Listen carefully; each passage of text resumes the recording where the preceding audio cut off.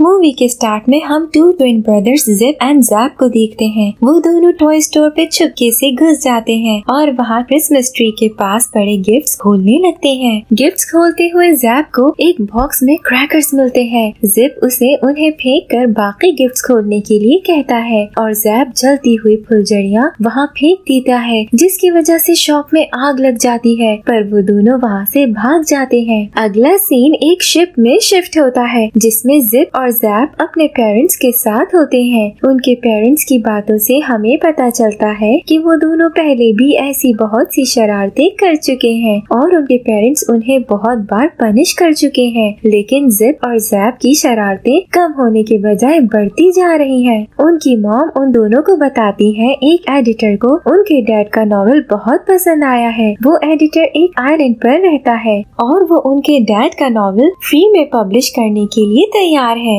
Novel के cover के लिए एडिटर को उनकी फैमिली पिक्चर चाहिए, इसलिए वो सब उसके आइलैंड पर जा रहे हैं। शिप से उतरने के बाद वो उस एडिटर के घर को ढूंढ रहे होते हैं। तभी तूफान आने की वजह से उनकी गाड़ी एक ऑर्फनेज के सामने खराब हो जाती है। जैप के डैड उस ऑर्फनेज में हेल्प लेने के लिए जाते हैं। तभी जैप को उस ऑर्फनेज की विंडो में से एक लड़की नजर आती है। उसके डैड उन्हें बताते हैं आज रात वो उस ऑर्फनेज में गुजारेंगे। ऑर्फनेज में जाने के बाद वो वहाँ के वर्कर जेमी से मिलते हैं जिसका एक हाथ नहीं होता। वो उन्हें बताता है ऑर्फनेज की ओनर मिस पैम जल्द ही उन्हें मिलेंगी। इसी दौरान जैप वहाँ लगी एक पेंटिंग को देख के उसके कैरेक्टर्स को जानने की कोशिश करता है। तभी उसके डैड बताते हैं अगर वो नॉवेल्स रीड करता तो उन्हें पहचान पाता। वो उसे बताते हैं उसमें से एक पीटर पैन है और बाकी सब उसकी टीम है। ये सब बहुत फेमस फिक्शनल कैरेक्टर्स हैं। सीन डिनर टेबल पर शिफ्ट होता है जहाँ मिस पैम उन सबको ऑर्फनेज के बच्चों से मिलवाती है।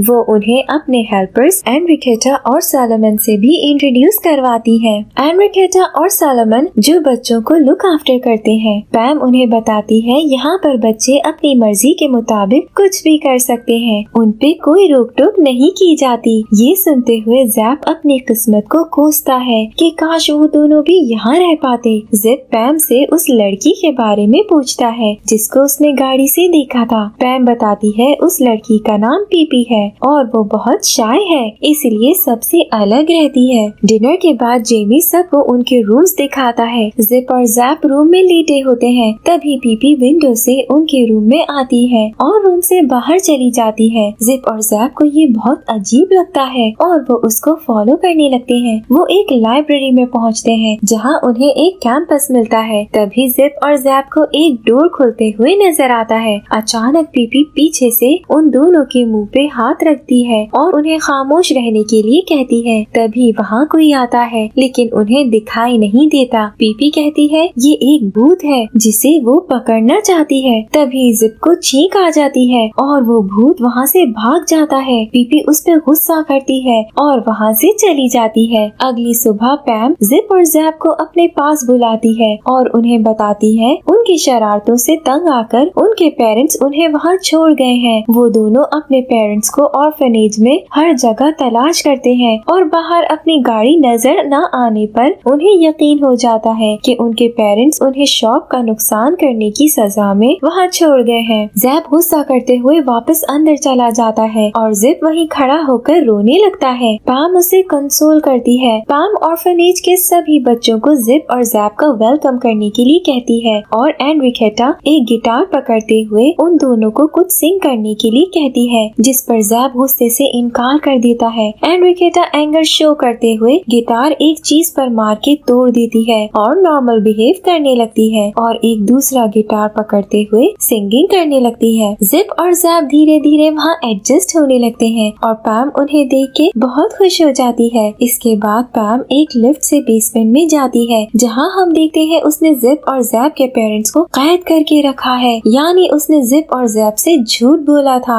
असल में पैम ही वो नॉवेल एडिटर है जिसने उन लोगों को वहाँ इनवाइट किया था। वो ऐसे ही नॉवेल राइटर्स की फैमिली को इनवाइट किया करती थी और उनके बच्चों से ऐसे ही झूठ बोला करती थी जैसे उसने जिप और जैप से बोला था। और बच्चों के एडजस्ट हो जाने के बाद वो उनके पेरेंट्स को एक मशीन के जरिए बच्चे बना देती है। वो उन दोनों को भी एक मशीन में में डालती है और जेमी उन्हें मशीन चलाते हुए 11 साल के बच्चे में बदल देता है। वो दोनों अपने बारे में सब भूल जाते हैं। पैम उन दोनों को सभी बच्चों से इंट्रोड्यूस करवाती है, जहाँ जिप और जैप भी होते हैं। पैम उनके पेरेंट्स को, जो अब बच्चे हैं, अपना नाम सबको बताने के लिए कहती है, जिस पर उनकी मॉम अपना नाम फ्लैक्वी और उनके डैड अपना नाम मैक्वी बताते हैं। नेक्स्ट सीन में हम देखते हैं जिप और जैप को फ्लैक्वी और मैक्वी के साथ अपना रूम शेयर करना पड़ता है। रात को पीपी फिर से उनके रूम से होते हुए लाइब्रेरी में चली जाती है और सब उसके पीछे चले जाते हैं। लाइब्रेरी में जाते ही जिप और मैक्वी की लड़ाई हो जाती है और मैक्वी जिप को एक बुक फेंक के मारता है। तभी हम देखते हैं वो बुक हवा में रुक जाती है और फिर नीचे गिर जाती है। इसके बाद अचानक से बुक्स उन सब पर अटैक कर देती है, यानी वो बुक जो मैक्वी ने जिप को मारी थी वो उस गोस्ट को लग गई थी और इस बात से गुस्सा होते हुए वो उन सबको बुक्स से मारने लग गया था। पीपी के अलावा सब डर के ऑर्फनेज से बाहर भाग जाते हैं। पीपी देखती है वो कैंपस अपनी जगह से गायब है और अचानक उसके सामने से एक गोरिल्ला खिड़की से भागता हुआ नजर आता है। पीपी उसे देख के बहुत गुस्सा हो जाती है। दूसरी तरफ जिप, जैप, फ्लैक्वी और मैक्वी भागते हुए वुड्स में पहुंचते हैं। तभी उनके सामने वही गोरिल्ला आ जाता है जो पीपी के सामने से भागा था। जिप, जैप और मैक्वी उसे डर के फौरन वहाँ से भाग जाते हैं, लेकिन फ्लैक्वी गोरिल्ला के पास खड़ी रहती है। हम देखते हैं वो गोरिल्ला उसे कुछ समझाने की कोशिश कर रहा है। तभी वहाँ पैम और सॉलोमन आ जाते हैं और फायर करते हुए गोरिल्ला को वहाँ से भगा देते हैं। पैम फ्लैक्वी से पूछता है क्या गोरिल्ला ने उसे हर्ट किया, जिस पर वो उसे बताती है वो गोरिल्ला बहुत अच्छा था और बिल्कुल इंसानों की तरह बिहेव कर रहा था। पैम उसे कहती है वो गोरिल्ला बहुत क्लेवर है, वो उसे ट्रैप करके हर्ट कर सकता है, इसलिए अगली बार अगर उसे वो गोरिल्ला नजर आए तो वो फौरन उसे इन्फॉर्म करे। सीन जिप, जैप और मैक्वी पर शिफ्ट होता है, जो गोरिल्ला के डर से भागते भागते सॉलोमन के घर पहुंच जाते हैं, जहां जैप को एक गुलेल मिलती है जो उसी की होती है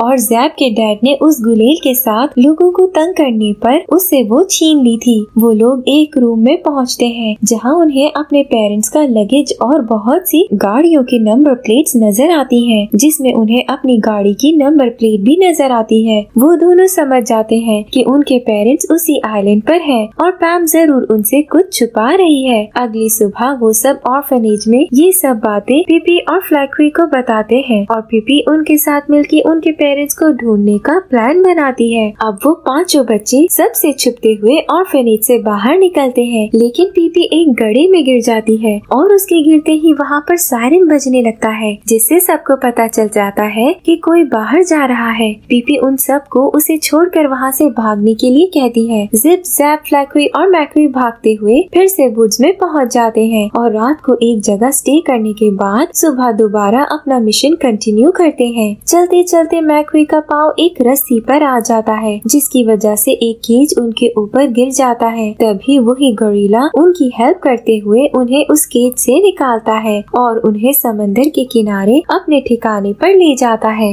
और उन्हें न्यूज़पेपर दिखाते हुए कुछ समझाने की कोशिश करता है। न्यूज़ पढ़ते हैं, जिससे उन्हें पता चलता है कि एनरिकेटा एक एबनॉर्मल नन है जो मेंटल हॉस्पिटल से भागी हुई है और सॉलोमन एक फरार अपराधी है। वो गोरिल्ला एक और पिक्चर पर इशारा करते हुए उन्हें समझाता है कि वो डिटेक्टिव कॉर्डोवा है, जिसको उस आइलैंड पर डिसअपीयर होने वाले लोगों के बारे में इन्वेस्टिगेट करने के लिए बुलाया गया था, लेकिन पैम ने उसे एक मशीन की हेल्प से गोरिल्ला में बदल दिया। इस सीन से हमें पता चलता है कि पैम खुद को एक नॉवेल का फिक्शनल कैरेक्टर पीटर पैम समझती है। ये उसी नॉवेल का कैरेक्टर है जो जिप और जैप के डैड ने उन्हें ऑर्फनेज में एक्सप्लेन किया था। पैम ने अपने सभी हेल्पर्स के नेम भी उसी नॉवेल के कैरेक्टर्स पे रखे हुए हैं। जिप और जैप उस गोरिल्ला से पूछते हैं कि पैम उन दोनों से क्या चाहती है। तभी पैम उस घोस्ट के जरिए उन्हें ढूंढ लेती है और सॉलोमन गोरिल्ला को बेहोश कर देता है। तभी पैम जिप और जैप को उस घोस्ट से मिलाती है। यहाँ हमें पता चलता है कि वो घोस्ट नहीं बल्कि एक इनविजिबल मैन है। जिप और जैप पैम से उनके पेरेंट्स के बारे में पूछते हैं। वो उन्हें कहती है वो ऑर्फनेज में उन्हें सब एक्सप्लेन करे करेंगी और सब ऑर्फनेज में चली जाते हैं। पैम मैक्वी और फ्लैक्वी को कैद कर देती है। जिप जैप पैम से अपने पेरेंट्स और मैक्वी फ्लैक्वी के बारे में पूछते हैं। पैम उन दोनों को अपने पेरेंट्स और अपने फ्रेंड्स में से किसी एक को चूज करने का कहती है, जिसपे जिप और जैप अपने पेरेंट्स को चूज करते हैं। पैम उनसे अपने पेरेंट्स को चूज करने की वजह पूछती है। तभी जिप और जैप कहते हैं उनके पेरेंट्स उनसे बहुत प्यार करते हैं और उन्होंने उन्हें बहुत तंग किया है। वो उनसे मिलके उन्हें सॉरी कहना चाहते हैं और उनसे दोबारा कभी शरारत ना करने का प्रॉमिस करना चाहते हैं। लेकिन पैम उन्हें उनके पेरेंट्स से मिलवाने पर मना कर देती है। जिप और जैप पैम से पूछते हैं वो खुद को पीटर पैन क्यों समझती है, क्योंकि वो एक ऐसा बच्चा था जो कभी बड़ा नहीं होना चाहता था। तभी पैम अचानक से बच्ची में ट्रांसफॉर्म हो जाती है और वो बच्ची और कोई नहीं बल्कि पीपी होती है। इस सीन में हमें पता चलता है कि पीपी असल में पैम का बचपन है और वो बस उन पर नजर रखने के लिए उनके साथ गेम खेल रही थी। वो जिप और जैप को मैक्वी फ्लैक्वी के साथ कैद कर लेती है। जेमी जिप जैप मैक्वी और फ्लैक्वी के लिए खाना लेके आता है और उन्हें उदास देख के बहुत सॉरी फील करता है। जिप और जैप उससे पूछते हैं पैम ऐसा क्यों कर रही है। जेमी उन्हें एक कहानी सुनाते हुए बताता है कि बहुत साल पहले एक खूबसूरत आइलैंड हुआ करता था जिसमें पैमिला नाम की एक लड़की अपनी फैमिली के साथ रहती थी, जिसके डैड कैप्टन थे और उसकी मॉम रोज उसे एक नॉवेल रीड करके सुनाती थी और उसे कहती थी जिंदगी एक नॉवेल की तरह है और वो कोई भी कैरेक्टर बन के जी सकती है। एक दिन बीमार होने की वजह से पैमिला की मॉम की डेथ हो गई और वो बहुत उदास रहने लगी। उसके डैड ने फैसला किया कि वो पैमिला को खुश रखने के लिए उसकी हर विश पूरी करेंगे। पैमिला को नॉवेल्स बहुत पसंद थे और पीटर पैन उसका फेवरेट कैरेक्टर था। वो उसकी तरह जिंदगी गुजारना चाहती थी,